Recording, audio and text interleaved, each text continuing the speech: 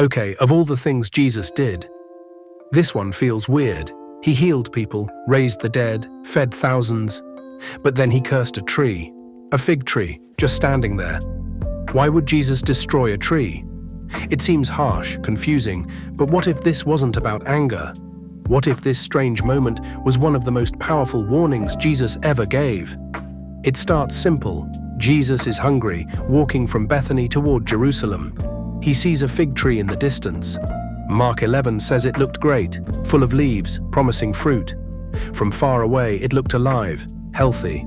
But when he got closer, nothing. Just leaves. No figs. And Jesus said, "May no one ever eat fruit from you again." The very next day, the disciples saw it. The tree was totally dead, withered root to tip. Peter pointed it out. "Rabbi, look. The fig tree you cursed has withered." But here's the key. This wasn't actually about the tree. See that curse? It was actually a revelation. Jesus wasn't just mad about breakfast. He was performing a living parable. A symbolic act pointing to something huge. The fig tree wasn't just a tree. In the Old Testament, it was a powerful symbol for Israel, God's chosen people. Hosea described finding Israel like finding early fruit on the fig tree. Jeremiah spoke of God's judgment, saying there will be no figs on the tree. Micah longed for fruit, but found none.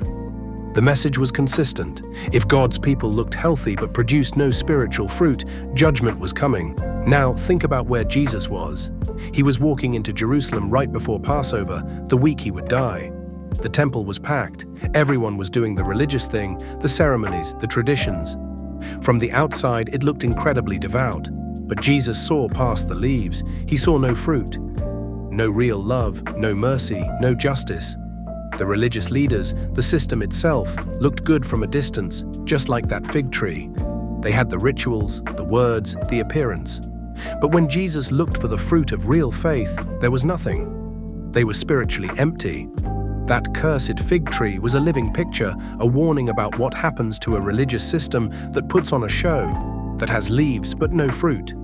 Appearance, not authenticity. Okay, here's where it gets personal. This isn't just history. This is about us. Every person, every church, every follower of Jesus, in every generation. Jesus is exposing something dangerous, spiritual pretense, looking alive on the outside but being dead inside. Think about how easy this is.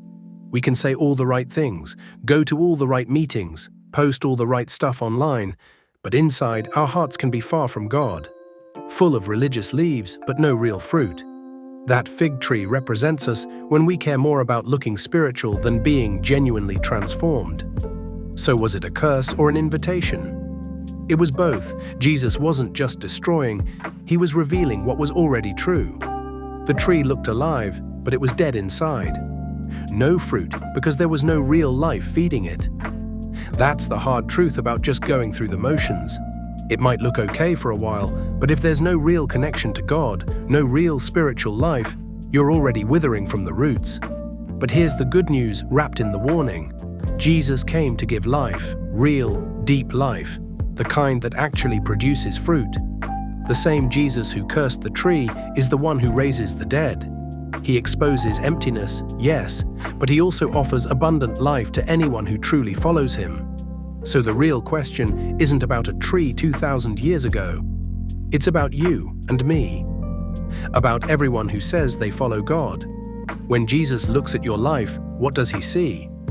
Leaves or fruit? Is it just the outside show or genuine change inside? Is it religious busyness or real love for God and other people? The fruit Jesus is looking for isn't about being perfect. It's about a heart connected to him. It's love in action, faith shaping who you are, hope that gets you through hard times. It's the life that only comes from being truly alive in him. This story is a wake-up call. It's a warning about looking the part without being the part. But it's also a promise. God wants fruit from our lives, not to weigh us down, but so we can be a blessing to him and to others.